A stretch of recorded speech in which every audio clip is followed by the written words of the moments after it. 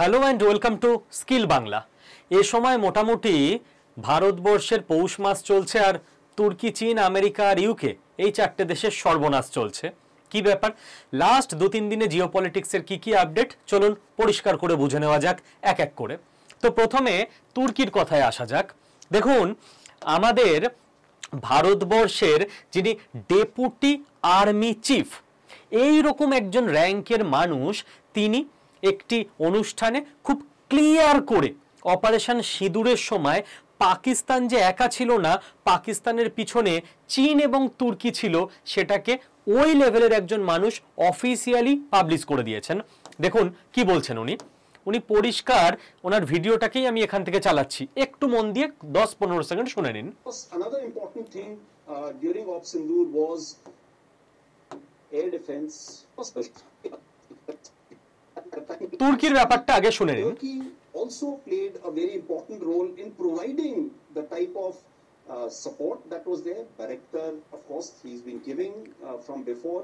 We saw numerous other drones also coming in, landing in the face of war, during the war, along with trained sort of individuals who were there. কি বুঝলেন? The next important lesson. তাহলে তুর্কি শুধুমাত্র যে বাইরেক্টর drone পাকিস্তানকে বিক্রি করেছে, ওদের আর কি দোষ এমনটা নয়। যেই সময় অপারেশন সিঁদুর চলছে সেই সময় যুদ্ধকালীন পরিস্থিতিতে অনেক নতুন নতুন অস্ত্র তুর্কি পাঠিয়েছিল পাকিস্তানে, এবং শুধু তাই নয়, আবার ট্রেন্ড ম্যান পাওয়ার পাঠিয়েছিল যারা পাকিস্তানকে ট্রেনিং দিতে পারবে। আচ্ছা, পাকিস্তানের বিশাল বড় বন্ধু, ঠিক আছে? তো ইন্ডিয়া তো আর হাত গুটিয়ে বসে থাকবে না। আমাদের আপনাদের মনে হচ্ছে যে কই অপারেশন সিঁদুর তো থেমে গেছে, কিন্তু অপারেশন চলছে অন্য লেভেলে, তুর্কিকে তো কিছু একটু সাইজ করতে হবে, তাই না? দেখুন ইন্ডিয়া কি করেছে। এখন পুরো তুর্কি এবং টার্কিশ মিডিয়া সবাই মিলে খুব চাপে আছে, কারণ সমস্ত টার্কিশ মিডিয়ার এখন হেডলাইন হচ্ছে যে এই বুঝি ইন্ডিয়ার ক্রুজ মিসাইল চলে এলো গ্রিসের হাতে এবং আমরা ফিনিশ হয়ে গেলাম। মানে আমি যদি ম্যাপে দেখি, এটা হচ্ছে তুর্কি, এটা হচ্ছে গ্রিস, আর মাঝখানে এই যে জায়গাটা রয়েছে এটাকে বলে এজিয়ান সি বা এজিয়ান সমুদ্র, ছোট সাগর। এইখানে তুর্কি আর গ্রিসের মধ্যে অতীতেও বারবার যুদ্ধ হয়েছে এই মোটামুটি এজিয়ান সিকে কেন্দ্র করে, এজিয়ান সিতে, এবং এই মুহূর্তেও গ্রিসও নিজের নৌবাহিনী এজিয়ান সিতে রেখে দেয়, তুর্কিও রেখে দেয়, যে এনি টাইম আবার ঝামেলা লেগে যেতে পারে। এইবার গ্রিসের সঙ্গে ইন্ডিয়ার একটা ফাইনাল লেভেলে বোঝাপড়া, আন্ডারস্ট্যান্ডিং চলছে যে ইন্ডিয়া নিজের ক্রুজ মিসাইল গ্রিসকে দিয়ে দেবে। তো কিছু করার নেই, তোমরা পাকিস্তানকে দিয়েছো, আমরাও গ্রিসকে দিতেই পারি। এখনো ফাইনাল ডিল সই হয়নি, তাতে করেই তুর্কির ঘুম উড়ে গেছে। ওরা এখন থেকেই লিখতে শুরু করে দিয়েছে যে তুর্কিকে অ্যাটাক করা হচ্ছে, তুর্কিকে অ্যাটাক করা হচ্ছে। অ্যাটাক কোথায়? আমরা তো সামান্য অস্ত্র বিক্রি করছি। এবং স্কিল বাংলা চ্যানেলে যে আলোচনা আমরা আগেও করেছিলাম যে ইন্ডিয়া কিন্তু এবার গ্লোবালি অস্ত্র বিক্রির দিকে মারাত্মকভাবে ঝাঁপিয়ে পড়বে। তো তুর্কিকে একটা দিক থেকে একটু চাপে রাখা গেছে। আর একটা জিনিস, সেটা তো আমরা আগেই আলোচনা করে নিয়েছিলাম, যে তুর্কির পাশেই যে সাইপ্রাস আছে, যেই সাইপ্রাসের 25% মতো অংশ দখল করে নিয়ে সাইপ্রাসকে 2 ভাগে ভাগ করে দিয়েছে অলমোস্ট তুর্কি, এবং সাইপ্রাস দেশটার ওপর নির্যাতন অত্যাচার চালায় তুর্কি। সেই সাইপ্রাসে আমাদের এই যে এইটা হচ্ছে সাইপ্রাস, এইটা হচ্ছে তুর্কি, আমাদের প্রধানমন্ত্রী নরেন্দ্র মোদী ঘুরে এসছেন এবং বর্ডারিং যে জায়গা সেইখানেও উনি গেছেন, সেইটাকে ভিডিও করে ছাড়াও হয়েছে। তো তুর্কিকে দুদিক থেকে চাপে রাখার জন্য ইন্ডিয়া অ্যাক্টিভ হয়ে গেছে। ইন্ডিয়া এমন নয় যে অপারেশন সিঁদুর তো পজ আছে, আমরা আর এই ব্যাপারে কিছু করব না। ইন্ডিয়ার পলিসি চেঞ্জ হয়ে গেছে। ইন্ডিয়ার পলিসি হচ্ছে অপারেশন সিঁদুরে তুমি যদি পাকিস্তানকে অস্ত্র দিয়ে হেল্প করো, তাহলে এবার আমিও তোমার পাশে যারা আছে এবং যারা তোমার শত্রু তাদেরকেও অস্ত্র দিয়ে হেল্প করব। টিট ফর ট্যাট, হাত গুটিয়ে ইন্ডিয়া বসে থাকবে না। নেক্সট হচ্ছে চীন। তো আবারও আমাদের ডেপুটি আর্মি চিফ কি বলেছেন চীনের ব্যাপারে সেটা আগে শুনে নি। যা শুনবো আমরা অফিসিয়াল অথেন্টিক খবর শুনবো, এবং সেইখান থেকে একাডেমিক পার্সপেক্টিভে সমস্ত আলোচনাকে নিয়ে যাব। কোনো গুজব বা রিউমার, কোনো নর্মাল ধারণা, এই সমস্ত কিছু নয়, অফিসিয়াল স্টেটমেন্ট। শুনে নেওয়া যাক। Another important thing during Op Sindoor was air defense and how it panned out. So it's of course a cat and mouse game for that, and for that more and more air defense, more on one side, but adversaries were two. And if I would top Pakistan one side, but adversaries were two. And if I would say actually four or three actually. So Pakistan was the front face. We had China providing all possible support. And it's no surprise, because if you were to look at statistics, in the last 5 years, 81% of the military hardware that Pakistan is getting is all Chinese, 81% of that. So it's no surprise. And তো এখানে আমাদের deputy army chief sir যেটা বলেছেন, আপনারা চাইলে ভিডিওটা পরে নিজেরা পুরোটা দেখেও নেবেন, যে সামনে তো পাকিস্তান ছিল, মনে হচ্ছে যেন আমাদের অপারেশন পাকিস্তানের বিরুদ্ধে, বাট পাকিস্তানের পিছনে আরো দুজন ছিল, চীন এবং তুর্কি। তুর্কির ব্যাপার তো হয়ে গেল, ওদের সাইজ করা চলছে। চীন কি করছে? চীন বলছে লাস্ট 5 বছরের হিসেব যে চীনের থেকে 81% অস্ত্র পাকিস্তান কিনেছে। তো চীনের সঙ্গে পাকিস্তানের রিলেশন এখন কতটা ভালো হয়ে গেছে। এইবার চীন যেটা করতে চাইছিল যে আমরা ইন্ডিয়ার সঙ্গে নিজে ঝামেলায় জড়াবো না আমাদের বর্ডারে, পাকিস্তানকে দিয়ে ইন্ডিয়াকে সমস্যায় রাখবো, এবং চীন একই সঙ্গে নিজের যে অস্ত্রগুলো পাকিস্তানকে বিক্রি করেছে সেগুলো চাইছিল চীন যে পাকিস্তান ইন্ডিয়ার এগেনস্টে টেস্ট করুক, তাতে করে আমরা বুঝে যাব যে এক্স্যাক্ট যুদ্ধকালীন পরিস্থিতিতে আমাদের কোন অস্ত্রের কি ঘাটতি রয়েছে, কতটা ভালো আমাদের অস্ত্র কাজ করছে। কারণ আমরা যখন চীন যখন তাইওয়ানে অ্যাটাক করবে, তখন যাতে চীন পুরোপুরি রেডি হয়ে সমস্ত অস্ত্রের দিক থেকে ঠিকঠাক হয়ে নিয়ে অ্যাটাকটা করতে পারে, তার আগে যে টেস্ট করার কাজটা সেটা পাকিস্তানকে দিয়ে যাতে ইন্ডিয়ার এগেনস্টে হয়ে যায়। তো চীনকে তো একটু কিছু দেখাতে হয় অবস্থা। চীনের জন্য একটা সুন্দর কাজ শুরু হয়ে গেছে, সেইটা হচ্ছে চীন চেয়েছিল যে চীন ঠিক করে দেবে নেক্সট দলাই লামা কে হবে। এবার দলাই লামার ব্যাপারটা কি? চীন তিব্বতের মতো একটা বহু প্রাচীন সভ্যতাপূর্ণ দেশ, সেই দেশটাকে পুরো দখল করে নিয়েছে।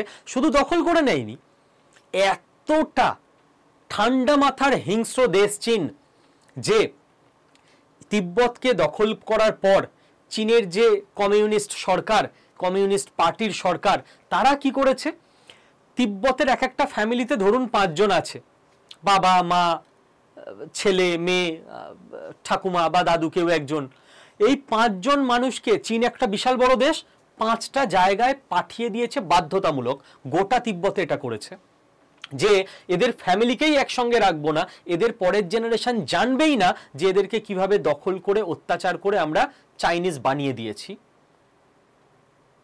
বাবাকে হয়তো পাঠিয়ে দিয়েছে পূর্ব দিকে চীনে, মাকে পশ্চিম দিকে, ছেলেকে উত্তর দিকে, মেয়েকে দক্ষিণ দিকে, ঠাকুমাকে হয়তো ওখানে রেখে দিয়েছে। বলছে না না তোমার ওখানে একটা চাকরির ব্যবস্থা হয়ে যাবে বা বিজনেস হবে, তোমাকে ওখানে গিয়েই থাকতে হবে রিফিউজি ক্যাম্পে, তুমি ফ্যামিলির সঙ্গে থাকতে পারবে না, ডিসকানেক্টেড করে দিয়েছে।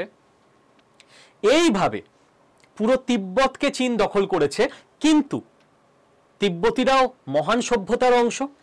তিব্বতীদের ধর্মগুরু, যার পোস্টের নাম হচ্ছে দলাই লামা, তিনি একটা ইন্টারনাল সরকার গঠন করেন, যেই সরকার তিব্বতে কাজ চালাতে পারে না, কারণ গেলেই চীন অ্যারেস্ট করবে, অত্যাচার করবে। সেই সরকার চলে আসে ইন্ডিয়ার কাছে সাহায্য চায়। ইন্ডিয়া বলে ঠিক আছে আপনারা থেকে যান আমাদের দেশে। তিব্বতের যে সরকার, যেই সরকার এখন ওখানে এনফোর্স নেই, আছে চাইনিজ সরকার, তারা ইন্ডিয়াতে থাকে এবং তাদের প্রধান ধর্মগুরু হচ্ছেন দলাই লামা। এবার বর্তমান দলাই লামার যথেষ্ট বয়স হয়েছে, তিনি ভারতেই থাকেন। চীন চেয়েছিল যে নেক্সট দলাই লামা কে হবে সেটাও আমরা ঠিক করে দেবো। বোঝো, একে তো তিব্বতকে দখল করে রেখেছে, যারা স্বাধীনতার জন্য যুদ্ধ করছে বিদেশে থেকে, তাদের হেড কে হবে সেটা নাকি চীন ঠিক করে দেবে। দলাই লামা বলেছে হবে না, তোমরা ঠিক করার কে, আমরা ঠিক করব আমাদের নেক্সট দলাই লামা কে হবে, এবং সে তিব্বতের জন্য লড়াই চালিয়ে যাবে। তো চীনের বড় শত্রু দলাই লামা। দলাই লামা কোথায় আছে? ইন্ডিয়ায় আছে। চীন যেটা কোনোভাবে পছন্দ করে না, ইন্ডিয়া বলছে তোমার পছন্দ অপছন্দে আমার কিছু যায় আসে না। এবং চীনকে বার্তা দেবার জন্য যে ভাই তুমি যদি ইন্ডিয়াকে ডিস্টেবল করার চেষ্টা করো, ইন্ডিয়াও চুপ করে বসে থাকবে না, ইন্ডিয়াও কিন্তু ইস্যু শুরু করবে যে তিব্বতে তুমি কি করছো। তিব্বতীদের সেন্টিমেন্টও কিন্তু আমরা সাপোর্ট করব। তাই দলাই লামার জন্মদিনে আমাদের কেন্দ্রীয় মন্ত্রী কিরণ রিজিজু স্যার তিনি পৌঁছে গেছেন একটা বড় মেসেজ দেওয়ার জন্য। চীন কিন্তু পুরো ভালো করে লক্ষ্য করছে যে ভারতবর্ষের সেন্ট্রাল গভর্নমেন্টের মন্ত্রী তিনি দলাই লামার জন্মদিনে শুভেচ্ছা জানাতে পৌঁছে গেছেন, অর্থাৎ ভারত চীনকে মেসেজ দিতে চেষ্টা করছে যে তুমি যদি লিমিট ক্রস করো আমরাও কিন্তু তাহলে লিমিট ক্রস করতে জানি। এবং ইন্ডিয়া এখন ওয়েট করে যাবে যে তাইওয়ানে যেই মুহূর্তে চীন যুদ্ধে জড়াবে এবং চীন যদি ওই যুদ্ধে আটকে যায়, যদি ইউরোপিয়ান কান্ট্রি এবং আমেরিকা তাইওয়ানের সাপোর্টে চলে আসে, তাহলে কিন্তু চীন খুব একটা সহজে যুদ্ধে জয়লাভ করতে পারবে না। তখন ইন্ডিয়ার কাছে অস্ত্র থাকবে চীনের বিরুদ্ধে এক এক করে স্টেপ নেওয়ার জন্য। আর এমনিতেও আফ্রিকা মহাদেশে একটা মারাত্মক ঠান্ডা যুদ্ধ চীন আর ভারতের মধ্যে চলছে, যেখানে ভারতই এগিয়ে রয়েছে। সেটা নিয়ে আমি দরকারে আলাদা একটি এপিসোড, আলাদা একটি ভিডিও করে দেব। নেক্সট হচ্ছে আমেরিকা এবং ইউকে মানে ইউনাইটেড কিংডম মানে ব্রিটেন মানে ইংল্যান্ড। এরাও দুজন বিশাল বার বেড়েছিল। কিরকম? আমেরিকা তো পাকিস্তানকে খুল্লা সাপোর্ট দিচ্ছে, আসিম মুনিরকে ডেকে নিয়ে গিয়ে লাঞ্চ খাওয়াচ্ছে, মনে আছে তো? ইউকে মাঝখান থেকে এরা কি করেছে, এদের এখানে দি টেলিগ্রাফ বলে একটা খুব বিখ্যাত সংবাদ সংস্থা আছে, সেখানে কদিন আগে এই এটা ছাপিয়েছে এরা, India is an enemy not a friend not a neutral. বলছে ইন্ডিয়া আমাদের বন্ধুও নয় নিউট্রালও নয়, ওরা হচ্ছে শত্রু। কেন? ইন্ডিয়া কি করেছে? মোদিজি এবং পুতিনের এই ছবিটা ওরা পোস্ট করেছে যে রাশিয়ার সঙ্গে ইন্ডিয়ার সম্পর্ক, তো ইন্ডিয়া আমাদের শত্রু। কারণ রাশিয়াকে পশ্চিমী দেশগুলো ইউরোপ এবং আমেরিকা শত্রু ভাবে, তো রাশিয়ার সঙ্গে যেহেতু ইন্ডিয়া সম্পর্ক রাখছে তো ইন্ডিয়াও আমাদের শত্রু। আমেরিকা এবং পশ্চিমী দেশগুলো বহুভাবে চেয়েছিল লাস্ট 4-5 বছর ধরে রাশিয়ার বিরুদ্ধে যাতে ইন্ডিয়া যায়, চাপ দিয়ে বুঝিয়ে প্রলোভন দিয়ে অনেক করে। ইন্ডিয়া কিন্তু আপনারা দেখেছেন যে নিজের জায়গায় স্ট্রিক্ট ছিল যে আমরা তোমাদের সঙ্গে শত্রুতাটা বলছি না, কিন্তু তোমার সঙ্গে রাশিয়ার শত্রুতা আছে তো আমি কেন গিয়ে শত্রুতা করতে যাবো ভাই? আমার সঙ্গে রাশিয়ার ভালো সম্পর্ক, তুমি ভালো সম্পর্ক রাখলে তোমার সঙ্গেও রাখবো, বাট তোমার কথায় আমি রাশিয়ার সঙ্গে সম্পর্ক খারাপ করতে যাব না। এই ব্যাপারটা ইউরোপ আর হজম করতে পারছে না যে আমাদের কথা শুনছে না ইন্ডিয়া, যাকে আমরা একদিন পরাধীন বানিয়ে রেখেছিলাম সে এখন আমাদের ওপরে যাচ্ছে, স্বাভাবিক সহ্য হবে না। তো ইংল্যান্ড এইসব চরম বড় বড় কথাবার্তা লিখছিল। হয়েছে কি, এবার এদের কিভাবে মুখ পুড়েছে, ইংল্যান্ডের বিরুদ্ধে বা আমেরিকার বিরুদ্ধে ইন্ডিয়া কোনো স্ট্যান্ড নেয়নি, কিন্তু ধর্মের কল বাতাসে নড়ে, এদের এমনি মুখ পুড়েছে। কি হয়েছে? যেটা কাণ্ড হয়েছে সেটা হচ্ছে এইটা। কি ব্যাপার? এইটাই কি ব্যাপার? এনডিটিভির আমি একদম নিউজ থেকে দেখাচ্ছি। F-35B ইন্ডিয়ার নেভির আর ইংল্যান্ডের রয়্যাল নেভির একটা যুদ্ধাভ্যাস চলছিল। বিভিন্ন দেশের সঙ্গে বিভিন্ন দেশ এরকম মহড়া দেয়, যেখান থেকে কারেন্ট অ্যাফেয়ার্সে কোশ্চেন আসে সরকারি চাকরির পরীক্ষায়। এই যুদ্ধাভ্যাসের সময় রয়্যাল নেভির যে এয়ারক্রাফট রয়েছে সেইখান থেকে F-35B ইংল্যান্ডের যুদ্ধ বিমান, F-35 যুদ্ধ বিমানটা তৈরি করে আমেরিকা, তো আমেরিকার থেকে ইংল্যান্ড কিনেছে, এখন ওটা ইংল্যান্ডের। সেইটা টেক অফ করে, মানে যুদ্ধের মহড়ার অংশ হিসেবে টেক অফ যখন করে সমুদ্রে, সেই সময় ঝড় উঠে যায়। সে কি করে, এবার কেরালার দিকে, সমুদ্র থেকে, সমুদ্রের পাশেই কেরালা আছে, কেরালার দিকে ও চলে যায় যে করে হোক নামতে হবে, না হলে ক্র্যাশ করে যাবে। এই সময় ওরা সিগন্যাল পাঠায় যে আমরা এমার্জেন্সি ল্যান্ডিং করতে চাই। তার আগেই ইন্ডিয়ান এয়ারফোর্স নিজেদের যে ডিটেকশন ডিপার্টমেন্ট আছে তারা ডিটেক্ট করে ফেলে যে আমাদের এয়ার স্পেসে বিনা অনুমতিতে একটা F-35B ঢুকে যাচ্ছে, এবং তারপর ওরাও বলে যে না আমরা মানে ঝড়ের মধ্যে পড়েছি, প্লিজ আমাদের নামতে দিন, আমাদের পাশেই আপনাদের সঙ্গেই যুদ্ধ মহড়া চলছিল। তো ইন্ডিয়া বলে ওকে নেমে যাও, দিয়ে কেরালা স্ট্রিপে নেমে পড়ে।